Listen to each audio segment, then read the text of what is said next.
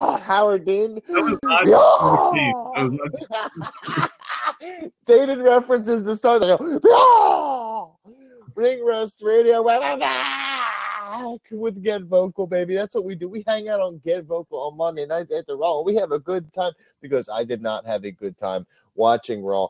I don't know if you can see that, BG, but my kid's stuff is slowly starting to make it in my cool-ass basement as her little kitchen because the Christmas tree's upstairs, so I'm going to pretend that's not the beginning of the end for me. But, yeah, we watched Raw. I'm talking about other things because I hate it.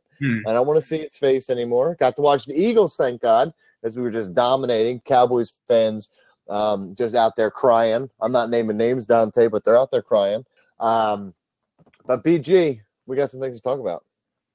Donnie, first let me tell you that Get Vocal, a social media website focused on face-to-face conversations.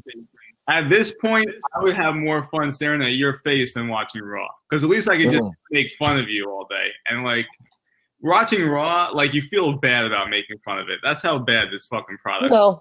I don't feel bad for making fun of it. Drake Maverick beat Bobby Roode. I don't I remember a time, let me call it Rockstar Spud. I remember I told you how good he was before you guys, and you're like, no, I don't believe you. And now you guys are like, wow, it was so good to see. The text messages between Mike Yarmer and it was so good to see Drake Maverick beat Bobby Roode, as he justifiably should have. I remember that, yeah. I don't remember that at all, actually. Yeah, well, that's like you got a memory problem then. I don't know what to tell you. But yeah, so you Get Vocal, guys, every single Monday night. That's what you're doing here, and that's what we do here. But let's get into it. I noticed you didn't even put Ronda Rousey on the fucking schedule, but she's my main event, so I don't care what your schedule says. She opens the show by having the Riot Squad kill Natty almost. It was a pretty good power bomb to a table, admittedly. That was a powerful one. Yeah. Good for Okay, thank you for that insight. It was like sometimes we get cheesy fucking table spots. I watched the fucking Greed 2001. There was a table spot with DDP and Scott Steiner where it was like the softest. They landed and then it was like poop, and just like broke softly. We've seen some bad spots. That was like a hard spot. Like you'd be like, oh shit, kind of spot. And Ronda Rousey, she's selling, she's doing things. She won another match. My fantasy hopes are still alive. So I don't know.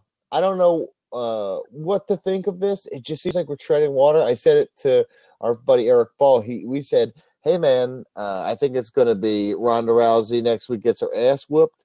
Then she wins against Nia Jax at the TLC pay-per-view. Then it's the slow build to Royal Rumble. So we got a long way to go. We have a long way to go. It's like 2 fucking months before Royal Rumble. So, like, where do we go from here? To me, it was a weird decision to have her tap out Tamina, because a tag team match with the champion, usually it's like, all right, champion's partner, go take a pinfall against the heels and let them get some momentum heading into a pay-per-view. Instead, it wasn't that. Ronda Rousey gets the submission tap out on Tamina, which, it's fine it doesn't matter to Nia Jax, but it's just weird to me when you have this heel team and you're trying to be a dominant force and the challenger's partner taps out. To me, it's just strange. Like, they're the dominant forces and they tap out. It was just weird. With that said, I watched a shit ton of old wrestling in recent years.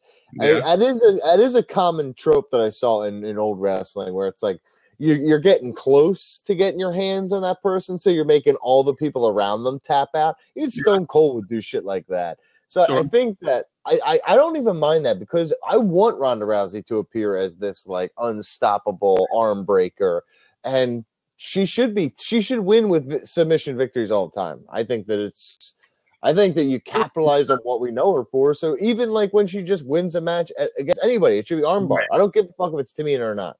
I don't disagree with you, but it's different when it's a singles match against Tamina or a tag team match where Nia and Ronda Rousey could be fighting on the outside, or Tamina and Rousey, even better, could be fighting on the outside, and then you have Nia Jax get a pinfall win over Ember Moon.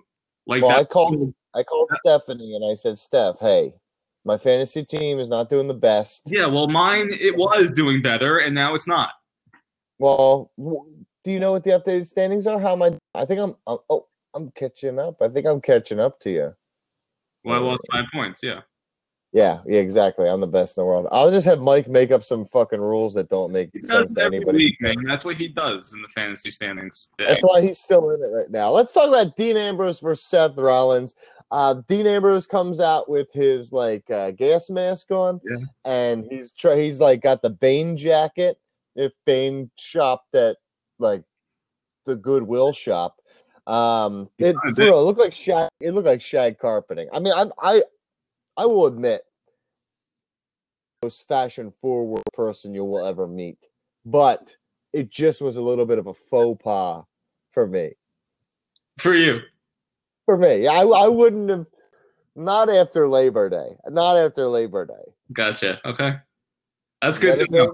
That's good to know. Did you buy any of that? I was like, fuck, I'd sit here with my Stone Cold shirt. All I've ever seen you in is Macho Man, Hulk Hogan, Stone Cold, Sting, WCW, and then Ring Rust Radio shirts. And all of a sudden, you're Mr. Fashionista over here. How did you know my high school nickname? That's funny. Mr. Fashionista. That was my high school nickname. But yeah, so Dean Ambrose out there, and he says, you guys all suck. I thought the promo was awesome. I think Dean Ambrose hasn't missed since coming back. In terms, you could say that one day he was being a little comedic. Yeah, when he was like hiding back there. Yeah, but this was money. This was another money promo. So I debated not even putting this on our agenda, but as I thought about Raw and how bad it was, this was like the one shining moment because he did a great job with this promo. It was a good spin on the usual heel tactic of I hate your city sucks. So how can they do it differently? Let's get gas masks. Let's have a Shield-esque squad come in with the gas masks. I thought it was good. I really enjoyed, like you said, reminiscent of Bane and Dark Knight Rises. It was really entertaining. And then you have Seth Rollins fool them by coming back out through the crowd. And I mean, to me, this was a great segment. Again, highlight of Raw, which was not saying much, but when you have the two best guys in your show put down the best segment on the show, that says about them all you need. You notice he ditched the jacket as soon as he got in the crowd. He's like, somebody please steal this. He's like, I don't want this trash. Was it me? When he left, did he look at the kid and was like, yeah, get the fuck out of here? Yeah, no, you talking about the kid who's hitting his hand out there? Of course, yes. He does that all the time. It's like Owens, where he just rips children's posters away and tears them apart. See, that's the point. This is a Kevin Owens type promo. Yes, I think it's a delusional heel. I think a lot of it is based in reality or perceived reality. See someone being like, nah, that's not how he meant it, but you could see like, oh, I could see what you mean, but I don't think he meant it like that. And he's just taking it in a negative connotation when it's probably not meant that way.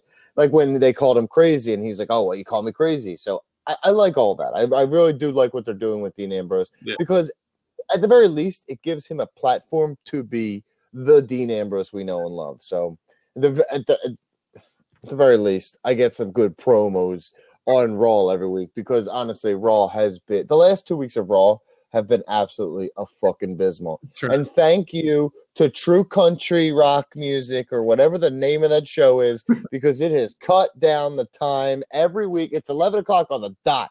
They are rushing out there like it's SmackDown. Great. Yeah. Great. That's awesome. Thank you because I don't need the extra 15. I don't need it now. I don't need it then. I don't need it forever. Okay. So, what else? The same thing, though, before we go, I'll move on. The same thing about that third hour. If we could cut that, if we can make the country show 2 hours, that would be great. I watched about 5 minutes of the country show as I sat here waiting for this, and I'm going to say this: I don't want it to be 2 hours. I don't want to accidentally catch it for more than 5 minutes ever again. It's fine. Turn the channel. Actually, keep the channel on. Mute it though. That way they get those ratings. Keep that show on. Fucking Dante just shows up yelling about Ronda Rousey and country music and the Dallas Cowboys, and I just out of here, Dante. Out of here with that nonsense, dude. Old country music is good, but don't get me started. What else did we have to talk about on your little schedule? Dolph Ziggler is face again, I guess. Right? The big show, like the big show of the mid card, the little guys, like it's that time of the year again, right? Hey, we need a turn. Here, Dolph Ziggler, go. but it's not like it amounted to anything. It's not like there's any momentum gained from it. It's you're talking about McIntyre. Sorry, Galloway. Talking about Drew Galloway. You're talking about Finn Balor, who is like that was the plot point that went through the whole show, which was Balor fucking every heel over, and then getting his ass handed to him at the end. So I don't know, man. I love Finn Balor. But I don't love what they're doing with him. Baron Corbin has been a good heel general manager, but like his power has gone so far above and beyond. Like it's not like he's like trying to like sneak around these things. It's like out in the open, and you're wondering why there's no authority figure. That's even with Stephanie McMahon being an asshole. Like at some point, you're making really bad choices for the show. Right. Well, I think that's what it's going to be. Oh, let me ask you a true question, PG. This is honest. Is it that it's the holiday season and it always sucks this time of year, or is it that injuries and the way things are kind of playing out with, Roman and Cena being gone and Strowman being hurt? Like it's thin at top. Is it a combination of the two? What is wrong with fucking Raw right now? Because I'm watching SmackDown airing at the same period, same holiday period, and I'm not getting a half-assed effort. I'm getting quality fucking shows. But it seems like Raw every time this year, we hit that December mark, and from that point until 2 weeks into January, it's trash. Even if there's a pay-per-view, it's a throwaway. But we've been saying that about Raw since we've been doing Ring Rust Radio. I feel like Raw in general just fucking sucks. Throughout the years, we've had some really good SmackDowns, even when they're on Friday nights, and we come back Tuesday, we're like, hey man, there was some good segments. Raw just has the shittiest writing. They don't know. They just do the same thing like week after week. It's like, all right, this was the week that we did. Hey, we finally changed it up from 3 weeks ago to this new thing. But then the following week, we're going to go and run that same blueprint that we did previous week. Like, why do we have to have another sit-down promo with Sasha, Alexa, and Bayley? The same fucking promo we got last week. It made no sense. I mean, they did. I heard they read an article on Bleacher Report last week about that, and they're like, wowzers. Wow. We should probably take his advice and immediately implement that idea. And they did so. Yeah, I'm sure we get that WrestleMania. It'll be great. But to your point about Raw sucking. What do we get at WrestleMania? Is that the multi-tag match, ladder match? No. Bayley and Sasha against Trish and Lita. Oh, for the champ. I don't think so. I think, what if we did, how we always had that multi-person ladder match at WrestleMania? Last year, or 2 years ago, was the tag match. Yeah. And then, I forget what last year was. There wasn't a ladder match last year. There's always like a clusterfuck match. There was a ladder match at NXT. They did it. Okay, well, I think it would be cool to do like a women's. They have the inaugural titles hanging from the fucking rafters, and the rafters of MetLife Stadium. Yep. Well, no, they have that fucking big canopy. I know, it's just not the rafters. Shut up! Shut the fuck up! It's the rafters. Donnie. It's the meta rafters. Okay. I'm on another plane, bruh. But yeah, that'd be an awesome moment. Having, because there's two ways you could do this. You could do it in that grand fashion, or you could have WCW inaugurated the Cruiserweight Tag Team Championships, with the tournament. Yeah, but I like. But with that said, I'm not even shitting on WCW there. I'm actually I'm serious about that. That would be excellent. In the build to WrestleMania, you could have It was a great tournament, but I like your idea of the multi-person ladder match because it gets more people on the card. And when it comes to the women, they were screwed last year with that Battle Royal. They were on the pre-show. It wasn't a good match. Becky Lynch was in it. I think Bayley was in it. Sasha, like some of your top women were in that pre-show Battle Royal. They got screwed over, I feel like. And the previous year, they had that 6 women's tag match for the SmackDown title, and it was almost felt like it was thrown together. Your idea of having this multi-women tag team match, you could have like 6 or 8 teams in there, 12 or 16 people. That'd be fucking awesome. It would certainly be a better use of them than locking arms and telling them to swing around like a bunch of assholes like that one year. Everybody talks about the women's revolution. I just go back to that, and I just like that's the moment I was like, stop. And I feel like that is the beginning of it. When we all saw them lock arms, we're all like, you know what? I've had a fucking enough of this. Yeah. I can only ignore it so much. When I got like, because at the time Sarah Del Rey's fucking was fighting for she won the championship, but we're gonna pretend like it didn't happen. You know what, BG, you know what that means? Eat shit, Raw. Honestly, eat shit. If you're listening, whoever's in charge, Vince. I know Vince is probably he can't hear it anyway. Like signing for Vince, tell him eat shit for what he's doing to us because I'm tired and Raw doesn't help it. It would be a good way. We should just do this earlier. Do it at 10 o'clock. That way I can just let Raw take me to sleep. Go ahead, BG. Imagine how good this show would be, or how positive this show would be if we did it after SmackDown. Because SmackDown is fucking awesome. I actually think SmackDown is just a really good TV show. I also think we like essentially have missed it like 5 out of the last 7 weeks we've done Ring Rust Radio too. Yeah, so we have to watch it organically, and we're like, there's no pressure here. I don't have to think of notes here. I'm enjoying this. There's no analyst. If I had to write for Bleacher Report after SmackDown instead of after Raw, I think I'd enjoy it less. But you still wouldn't know what to do because there's so many things to talk about for SmackDown. Yeah, but at least then I'd have options. Here, it's just like, you want to write about Ronda Rousey? It's like, no. You want to write about Drake Maverick? It's like, that's not even an option. You should write about Drew McIntyre. People really like to read about him. Should I? Do you think? Is that what you think? Mm-hmm. So it's what I know, actually. And what I also know, Donnie, is that right now we're going to hand it off to our fans like Don. What?